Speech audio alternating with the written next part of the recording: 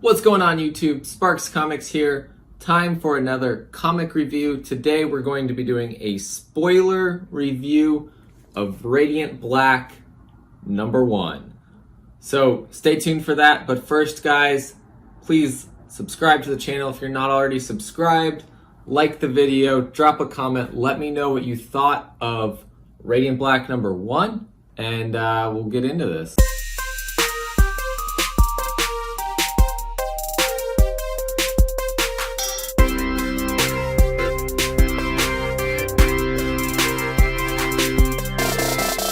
All right, welcome back everybody. I just want to first, before we get into everything with this story, I'm gonna go into a lot of details here. So again, spoiler warning.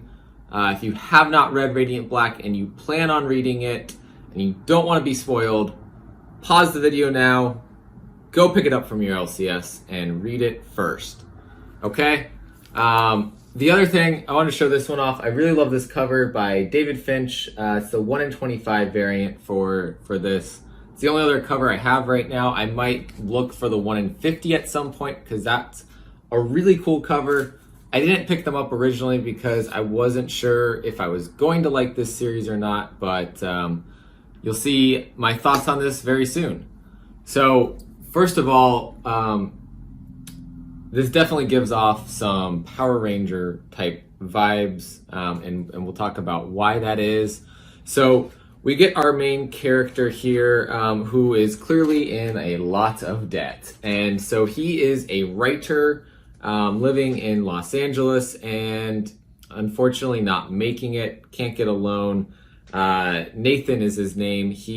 Looks like he's driving for like a Uber company, something like that, and that's how he's trying to survive, and he's just not making it. So he's not writing his book, he's not getting it published, and he can't get a loan. So cool splash page for the title page. Interestingly, up here, if you look closely, has the title, and the title for this issue is Not So Secret Origin. So that's kind of cool. But he moves back home with his parents, and his best friend from when he lived at home had apparently ran into his parents, and they told him, oh yeah, he's going to be coming back. And so he's like, man, we need to hang out. They hang out at the bar, they're talking. His friend's giving him some crap for, being in so much debt and having to come back home with his parents. Not writing his book and all, but his friend's not doing that great himself, it seems. He's not too happy that he still lives in that town.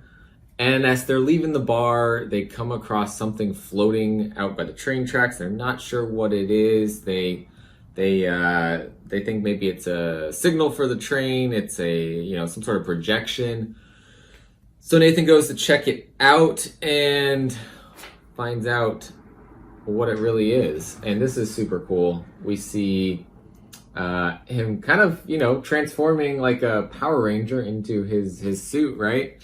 And this is what he ends up looking like. Pretty cool here. Like I said, if you've got nostalgia for Power Rangers, this is probably a book to read. And it's very interesting from this point on. Up to that point, and until he touched the floating black hole, as they called it, it was okay. I was like, okay, where's this going? What are we gonna get from this story? But it's it's giving some background, setting things up. And when we get to this point, his friend's like knocking on the helmet, like, are you feeling this? And he's like, ow, yeah.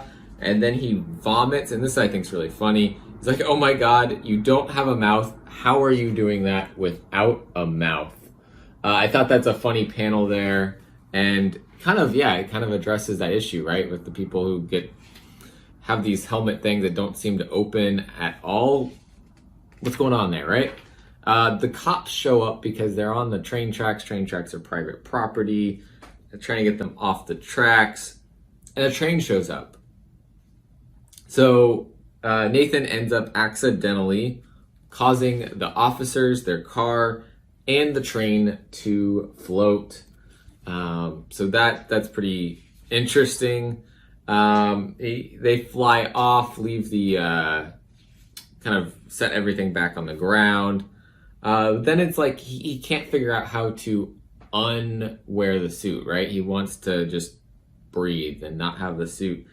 And this was something that I really liked. His friend really kind of talks him down, calms him down, and gets him to just sit and think about it. And that's what, that's what dissolves the helmet away, causes it to fade away. So it's really interesting. I like what's going on here. We do get something at the very end. This is probably the biggest spoiler of the whole thing. So again, if you've watched this point, but you don't want the biggest spoiler, skip ahead maybe like 15, 20 seconds. But here it is. They're thinking, well, you're a pretty unique guy now. You're the only one like this, right? Wrong. He's in blue. This guy's in red. The solicitation talked about the fact that this was an alien power and the aliens were going to come for it. So either this means that somebody else on Earth got this and now is using it for evil, right? Or the aliens are on Earth and using it for robbing banks. Two possibilities, but